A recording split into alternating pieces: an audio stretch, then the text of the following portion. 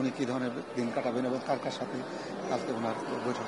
কালকে ওনার খুবই busy day হবে। উনি আজকে আসছেন 11টার সময়, ল্যান্ড করেছেন এখানে কায়রোতে। আসার পরপরই ইজিপশিয়ান পাবলিক বিজনেস মিনিস্টার ওনাকে স্বাগত জানিয়েছেন। জানানোর পর উনি সেন্ট রেজিস হোটেলে আসেন। ওই হোটেলে ওনার যেটা হয় যে উনি একটু বিশ্রাম নিয়ে, যেটা হয় যে উনি ইকোনমিক্স ম্যাগাজিনকে একটা সাক্ষাৎকার দিয়েছেন এবং তারপর পরই উনি মালয়েশিয়ান একজন হায়ার এডুকেশন মিনিস্টার আসলেন, তার সাথে কথা বলেন। ওইখানে অনেক রিজিওনাল, অনেক বায়োলেটারাল আমাদের সাথে যে তাদের যে মিউচুয়াল ইন্টারেস্টের যে জায়গাগুলো আছে সেগুলো নিয়ে কথা হয়, রোহিঙ্গা ক্রাইসিস নিয়ে কথা হয়, আমাদের ইলেকশনের টাইম লাইন নিয়ে উনি ওদেরকে একটু কথাবার্তা বলেন। এছাড়া আমরা কোথায় কোথায় আমাদের তাদের সাথে জোরদার সম্পর্ক করতে পারি সেই সমস্ত বিষয় নিয়ে আলাপ হয়। এরপরে আগামীকালটা আমাদের জন্য খুব ইম্পর্টেন্ট। একে তো D8 এর সাবমিট, সেখানে প্রফেসর ইউনুস যেহেতু বাংলাদেশ D8 এর বর্তমানে কারেন্ট চেয়ারম্যান, উনি হ্যান্ড ওভার করবেন চেয়ারম্যানশিপ ইজিপ্টের সাথে।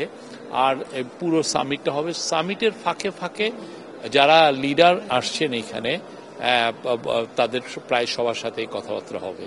এটা বায়োলেটারাল মিটিং হবে। বায়োলেটারাল মিটিংগুলোতে একে তো বাংলাদেশের যে অভূতপূর্ব যে চেঞ্জ হলো সেগুলো নিয়ে কথা হবে, বাংলাদেশ কি চাচ্ছে, বাংলাদেশের ডেমোক্রেটিক ট্রানজিশনগুলো কিভাবে হচ্ছে সেগুলো নিয়ে উনি আলোকপাত করবেন। অ্যাট দ্য সেম টাইম বাংলাদেশের ওনার যে ফিলোসফি সেটা হচ্ছে যে মাল্টিলেটারাল যেগুলো মানে রিজিওনাল কোঅপারেশন রিলেটেড যতগুলো ফোরাম আছে সেইগুলো ফোরামে উনি আসলে বাংলাদেশের একটা শক্ত প্রেজেন্স চাচ্ছেন, শক্তভাবে যেন বাংলাদেশের ইন্টারেস্টগুলো তুলে ধরা। এই জন্য দেখবেন যে উনি সার্কের রিভাইভালের কথা বলেছেন, আসিয়ানে জয়নিং এর কথা বলেছেন, বিমস্টেকে উনি আরো সতেজ প্রেজেন্সের কথা বলেছেন এবং এখন D8-এ উনি একই যাতে এখানে আসলে যেটা হয় যে D8 অনেকগুলো মেজরিটি মুসলিম নেশনগুলোর এটা একটা ফোরাম, সেখানে বাংলাদেশের অনেকগুলো কথা আসবে, বাংলাদেশের তাদের সাথে ট্রেড সম্পর্ক বাড়ানোর চেষ্টা করছে।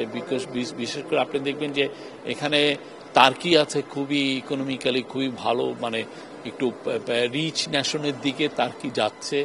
ঠিক তেমনি মালয়েশিয়া, ইন্দোনেশিয়া অনেক মানে ওদের গ্রোথ অনেক হাই এবং এরা they can be very good বাংলাদেশের জন্য বিজনেস মানে ট্রেডের পার্টনার হতে পারে। আমরা তো ট্র্যাডিশনালি আমাদের ফোকাস ছিল অলওয়েজ হচ্ছে ইউরোপিয়ান ইউনিয়ন নেশন বা US বা জাপান, অস্ট্রেলিয়া, কানাডা, এই দিকেই আমাদের মানে আমরা যে পণ্য করতেছিলাম সেগুলোর বিক্রির জায়গাগুলো ছিল এইখানে। তা আমরা এখন আসলে নতুন মার্কেট খোঁজারও তো একটা চেষ্টা আছে। সেই চেষ্টায় এই কান্ট্রিগুলোর সাথে যাতে আমরা সম্পর্ক কতটা ভালো করা যায়, তাহলে দেখবেন যত সম্পর্ক ভালো হয় তত ট্রেডটাও সেভাবে গ্রো করে।